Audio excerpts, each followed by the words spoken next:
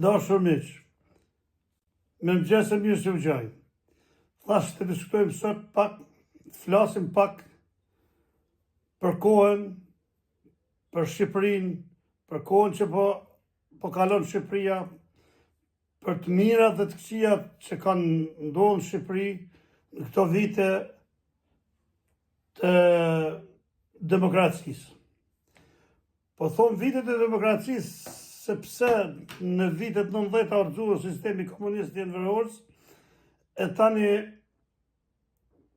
po të thuash se 12 vjet është i biri tyne që ishin regjim më përpara, po na po i thomë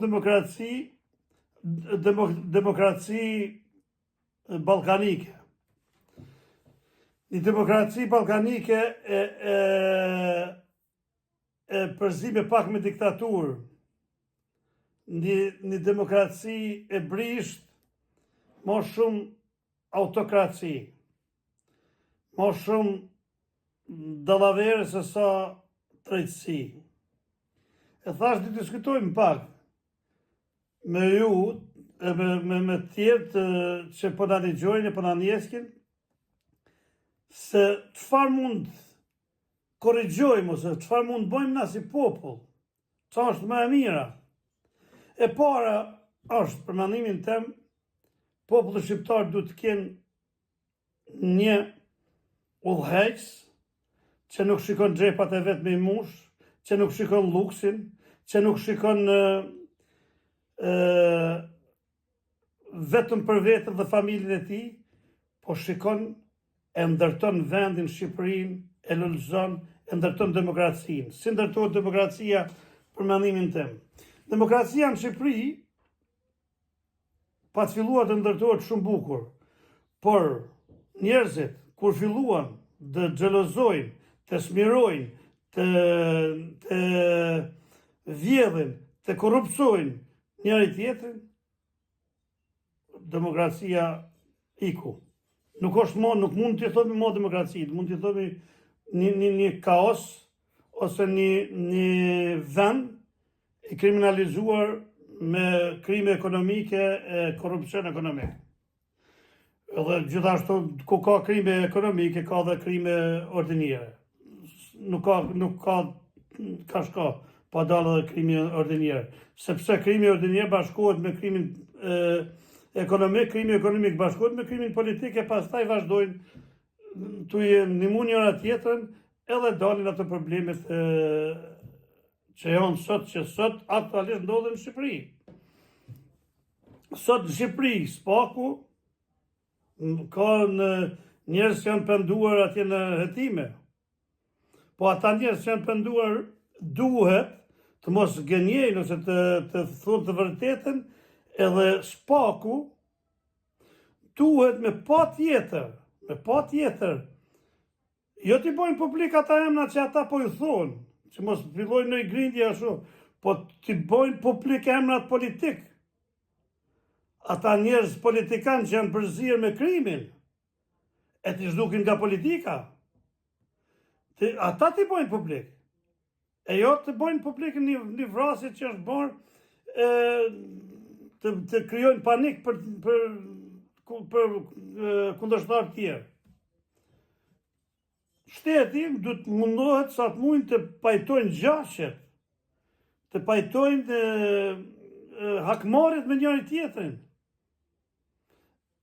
Shteti duhet ata politikanë që janë përzirë në këto probleme korrupsioni, probleme ekonomike, probleme kriminale ekonomike, për mendimin tim, ata politikanë duhet të marrin dënimin e duhur. Ata dënim që ata të mos kenë mundësi të dalin para popullit. E të flasin sikur bylbyla se si papagajt. I kanë thua të 3-4 fjalë për menç edhe dalin e pespillosën nëse blajnë 2 orë para se me dalë bajnë prova se si me folën para popullit. Na jemi thjesht, na po flasim ata që dim, na po flasim ata që është, na po flasim realitetin, edhe do ta flasim gjithmonë realitetin.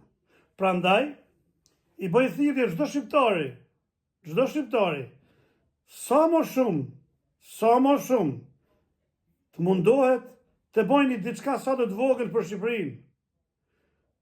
Ju vendofta ju duket një diçka, një fjalë ju duket e vogël, por nuk është e vogël. Të bësh diçka për vendin tonë është zjarësi, një fjalë e mirë, një fjalë e ëmbël, një kritikë e ëmbël dikujt që e kritikon të mos gabojë, një kritikë për një ministër, ose një kryetar bashkie, ose një antar i Këshillit Bashkiak, ose diçka, një kritikë. Mos e leni të zmadhohet, që ajo kritikë të bëhet e dënueshme. Pra, me çdo fjalë që mund të bëjmë, e mund të kemi në dorën tonë të ndihmojmë vetveten, të ndihmojmë shtetin tonë, të ndihmojmë shoqërinë tonë, të ndihmojmë fëmijën tonë. Mos edukojmë fëmijën tonë me pushka, me gjakmarrje, e me vllavrasje, e me kriminalitet, po të edukojmë të lexojnë sa më shumë, të mësojnë sa më shumë, të edukojmë prindrit, të edukojnë fëmijët, e mësuesit të edukojnë fëmijët. Të gjejnë diturinë në shkollë, jo urrejtje ose politikë në shkollë. Nuk ka. Të gjejnë diturinë aty. Të shkolla të gjejnë diturinë, të gjejnë abetaren, të gjejnë historinë, të gjejnë matematikën, të gjejnë të gjitha ato që është për edukacione, për nivel sa më të mirë, të një shoqërie sa më të mirë e me nivele sa më të larta. Pra, fëmijën të edukojmë e të mësojmë, të shkojnë në për shkolla, në për universitete, në për zanate.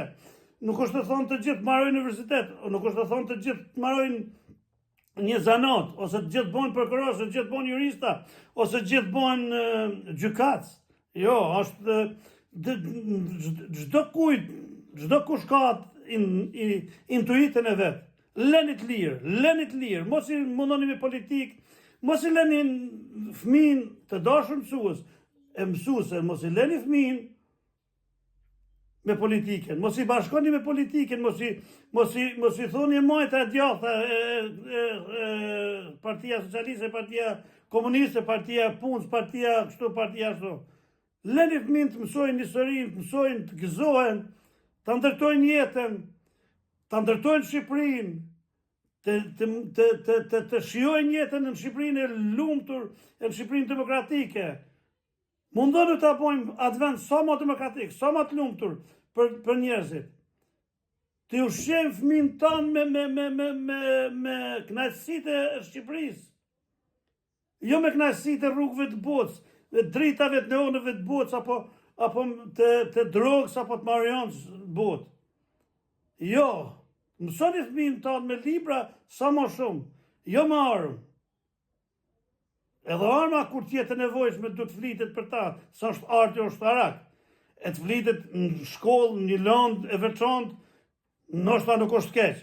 Pra, po gjithë edukatat shkojnë aty për të niveli njeriu, të ngrihet njeriu, të jetë edukuar në rrugë, mos dalin shajnë të bëjnë probleme nga më të ndryshmet në rrugët e qyteteve e të kryeqytetit tonë. Ju faleminderit të gjithë ata që na ndjekin, ju falenderoj me shpirt, ju e gjithë atyre që po na ndjekin në këtë momente. Ju jep një ditë sa më të mirë, sa më të begatshme e sa më të lumtur. Ju falenderoj.